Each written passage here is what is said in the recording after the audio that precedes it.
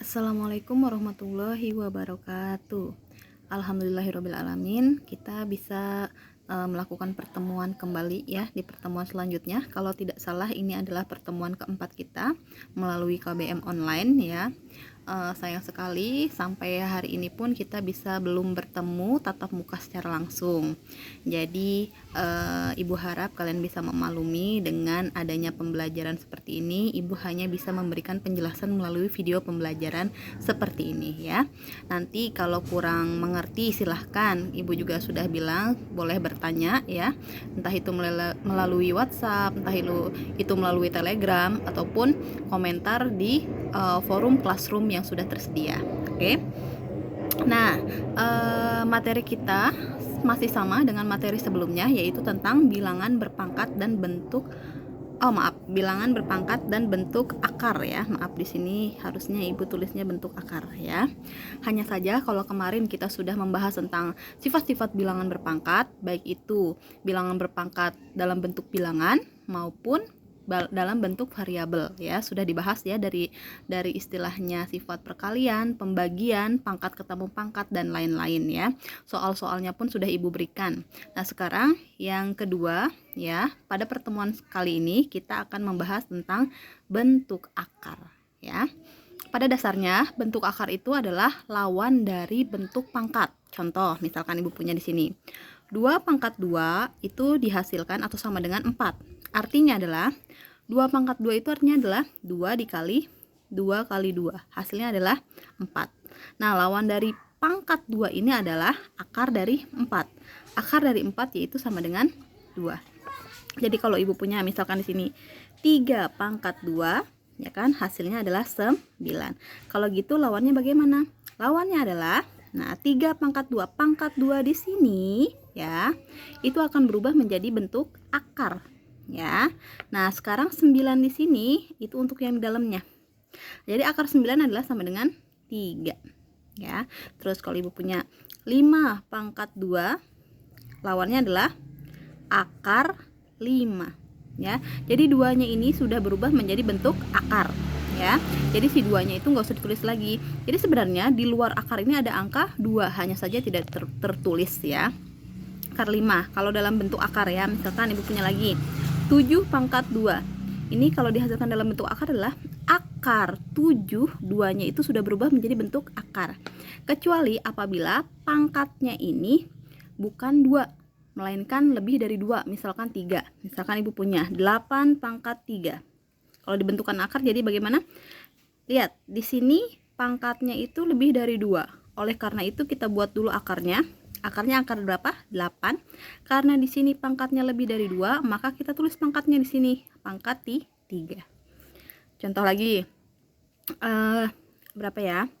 5 pangkat 5. Lihat sekarang.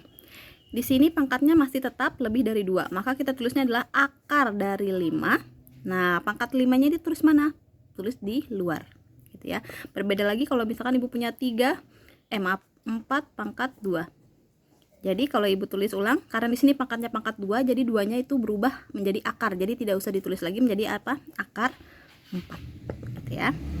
Nah, sekarang bagaimana menentukan hasil dari akarnya? Sekarang misalkan Ibu punya akar 25 ya. Ingat di sini. Di luar akar tidak ada angka.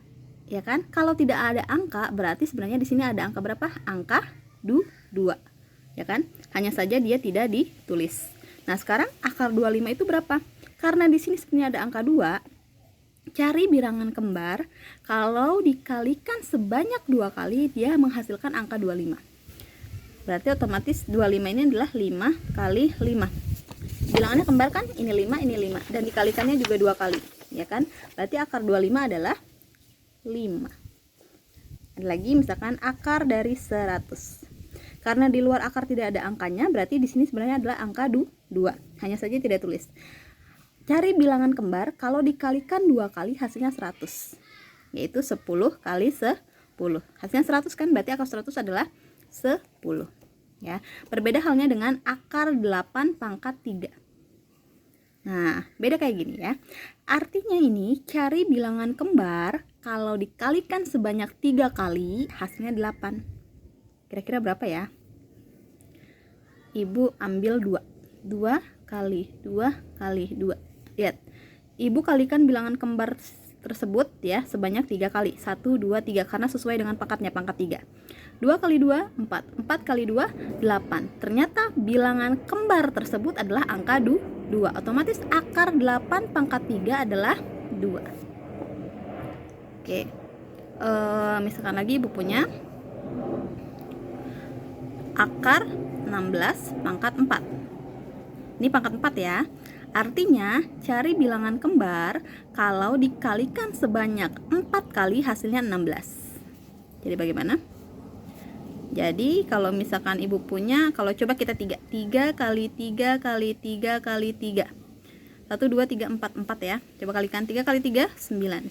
3 kali 3, 9. 9 kali 9, 81. Ternyata lebih ya. Berarti bukan angka 3 kembarnya. Kira-kira berapa?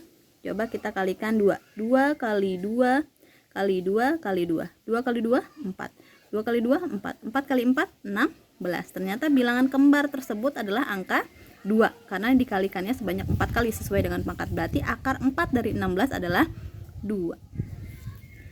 Oke. Ada pertanyaan sampai sini? Jadi kalau kalian disuruh untuk merubah akar seperti itu. Jadi kalau misalkan punya di sini ada 5 pangkat 3, kalian suruh rubah ke dalam bentuk akar, berarti dirubahnya adalah akar 5 pangkat 3 ya. Terus kalau misalkan ibu balik nih, ibu balik berubah jadi akar 7. Jadi kalau misalkan dirubah ke dalam bentuk pangkat jadi bagaimana? Ingat kalau tidak ada angkanya berarti di sini pangkat 2. Berarti otomatis di sini berapa? 7 pangkat 2.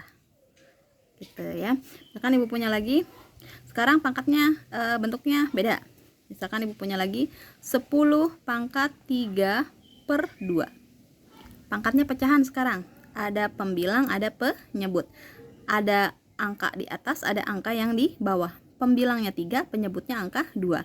Kalau kayak gini bagaimana, Bu? Nah, kalau kayak gini berarti gini aja. Kalian bikin akarnya dulu. Akar dari 10. Pembilang itu untuk pangkat yang di dalam, berarti 10 pangkat 3. Berarti si 2 untuk pangkat yang di luar. Karena di sini sudah ingat, karena kalau misalkan di luarnya itu angka 2, maka nggak usah harus ditulis ya. Ibu punya lagi misalkan 7 pangkat 3 per 5. Oke, kalian tulis akarnya dulu. Akar 7, 3-nya untuk yang di dalam, yang atas untuk yang dalam, berarti 3, yang luar untuk yang bawah untuk yang di luar, berarti di sini adalah 5 gitu ya.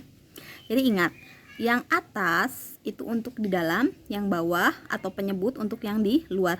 Kalau penyebutnya itu 2, maka dia nggak usah ditulis kayak ini. Ini kan penyebutnya 2, berarti dia di luar nggak usah ditulis angka 2. Karena sebenarnya akar ini sudah mewakili ada angka 2 gitu ya. Oke, ada pertanyaan sampai situ? Kalau tidak ada, kita lanjut ke materi selanjutnya. Oke, materi selanjutnya yang akan Ibu bahas adalah tentang penjumlahan dan pengurangan bentuk akar ya. Di sini Ibu kasih contoh. Contohnya adalah 2 akar 3 ditambah 5 akar 3. Di sini Ibu punya catatan khusus untuk penjumlahan dan pengurangan bentuk akar ya. Penjumlahan dan pengurangan itu bisa dilakukan apabila, Ibu kasih kurung di sini ya, apabila akarnya sama. Nah, jadi penjumlahan pengurangan dalam bentuk akar bisa dilakukan apabila akarnya sama. Nah, kita lihat lagi contohnya. Di sini kan ada 2 akar 3 ditambah 5 akar 3, ya kan? 2 dan 5 ini disebut sebagai konstanta, ya kan ya. Jadi anggaplah ini misalkan variabel akar 3, misalkan variabel X, berarti di sini juga akar 3 karena sama akar 3-nya, berarti di sini juga adalah variabel X gitu ya. Jadi 2 dan 5 itu adalah bukan konstanta, maaf ya, koefisien ya. Nah, sekarang kita lihat 2 akar 3 dengan 5 akar 3. Si 2 punya akar 3 dan 5 juga punya akar 3. Karena akarnya sama-sama akar 3, berarti dia bisa dijumlahkan. Di sini kan operasinya jumlah ya. Tinggal tambah aja. 2 tambah 5 hasilnya adalah 7. Berarti hasilnya adalah 7 akar 3. Jadi si akar 3-nya itu nggak usah ikut jumlahkan. Karena ini sebenarnya sama aja kayak gini. Kalau misalkan ini kan akar 3, ini juga akar 3. Kita misalkan saja ini 2x ditambah 5x. Ya kan? Akar 3 di sini adalah x, Ibu ibaratkan akar 3 di sini juga karena sama berarti Ibu misalkan juga x. Berarti 2x tambah 5x hasilnya adalah 7x. Itu ibaratkan saja seperti itu, ya. Terus misalkan lagi Ibu punya contoh yang lain, misalkan 5 akar 5 dikurang 3 akar 5. Contohnya 5 akar 5 dikurang 3 akar 5. Kita lihat dulu akarnya sama apa tidak? Sama ya, sama-sama berapa? Sama-sama akar 5. Nah, kalau kayak gitu tinggal kita kurangi koefisiennya. Karena di sini operasinya adalah pengurangan, berarti 5 dikurang 3 hasilnya adalah 2. 2 apa jadinya? 2 akar 5. Gitu. Misalkan Ibu punya lagi 7 akar 3 dikurang akar 3. Sekarang, lihat. 7 akar 3 dikurang akar 3. Nah, di sini sama akarnya, sama-sama akar 3. Kalau yang ini koefisiennya 7, kalau yang ini koefisiennya angka berapa? Kalau tidak tertulis berarti dia ada angka 1. Berarti nanti caranya adalah karena akarnya sudah sama, tinggal koefisiennya saja dikurang. 7 kurang 1 hasilnya adalah 6. Berarti hasilnya di sini adalah 6 akar 3. Oke. Bagaimana kalau misalkan Ibu punyanya gini? 7 akar 3 ditambah 2 akar 2. Nah, kalau operasinya pengurangan dan atau penjumlahan, kalian lihat dulu akarnya. Sama apa enggak nih? Di sini akar 3, di sini akar 2. Ternyata enggak sama. Kalau tidak sama berarti cukup sampai situ dan tidak usah dikerjakan karena akarnya tidak sama. Berarti di sini adalah tidak ada hasil. Kecuali nanti bentuk akarnya besar. Nanti kita akan pelajari apabila bentuk akarnya besar, ya. Jadi kalau misalkan ini kan akar 3, ini akar 2, ini kan akar 3 sama akar 2 itu bilangannya kurang dari 5 ya. Jadi tidak bisa lagi diubah, otomatis dia tidak ada hasil. Tapi kalau bentuk akarnya besar, nanti Ibu akan kasih pembahasan selanjutnya, ya. Jadi intinya kalau bentuk akarnya beda, dia tidak bisa dijumlah atau dikurangkan atau tidak ada hasilnya gitu, ya. Itu adalah untuk penjumlahan dan pengurangan. Kita lanjut ke perkalian dan pembagian. Oke, selanjutnya untuk perkalian dan pembagian, ya. Di sini Ibu bahas pertama itu untuk perkalian dulu ya. Untuk perkalian ini Ibu punya catatan khusus ya. Dimana untuk perkalian bentuk akarnya itu boleh tidak sama. Kalau tadi kan penjumlahan dan pengurangan itu akarnya itu wajib sama ya. Sedangkan kalau perkalian dan pembagian itu akarnya boleh tidak sama. Contoh di sini Ibu punya 2 akar 2 dikali 3 akar 5 ya. Berarti caranya bagaimana? Karena ini bentuknya perkalian dan akarnya walau tidak sama ini nggak masalah ya, karena dia hanya dikali. Dan tolong kalikan seperti awal ya, koefisien dengan koefisien, akar dengan akar. Berarti kita kalikan yang mana dulu? Koefisien 2 dengan koefisien 3. 2 kali 3 hasilnya 6 ya. Jadi 6 ini hasil dari 2 dikali dengan 3 ya. Sekarang akarnya kita kalikan. Akar 2 kali akar 5 berarti akar berapa? 2 kali 5 10. Karena si 2 punya akar, si 5 juga punya akar, berarti tulislah akar 10. Jadi hasilnya adalah 6 akar 10 gitu ya. Oke, misalkan contoh lagi. Di sini Ibu punya min 3 akar 5 dikali 7 akar 3. Oke. Oh gini deh. 7 akar berapa ya? 7 akar 5 juga, maaf. Ya, minus 3 akar 5 dikali 7 akar 5. Oke, sekarang kita kalikan koefisien dengan koefisien terlebih dahulu. Kebetulan di sini 3-nya tandanya negatif, sedangkan 7 ini tandanya positif, ya. Sebelum kita ke koefisien berarti kita kalikan tanda dulu. Negatif kali positif hasilnya adalah negatif. 3 kali 7 hasilnya adalah 21. Akar 5 dikali akar 5. Oke, kita stop dulu ya. 5 kali 5 dulu berapa? 25. Karena ini punya akar juga, berarti tulislah akar 25. Nah, sekarang Ibu tanya, akar 25 ada nggak sih? Ada. Akar 25 berapa hasilnya? 5. Berarti ini caranya adalah, artinya negatif 21 dikali dengan akar 25 berapa? 5. Berarti hasilnya adalah 5 kali 1, 5. 5 kali 2, 10 ya. Karena ini negatif, ini positif, berarti negatif kali positif hasilnya adalah negatif 105. Gitu ya. Bu, bagaimana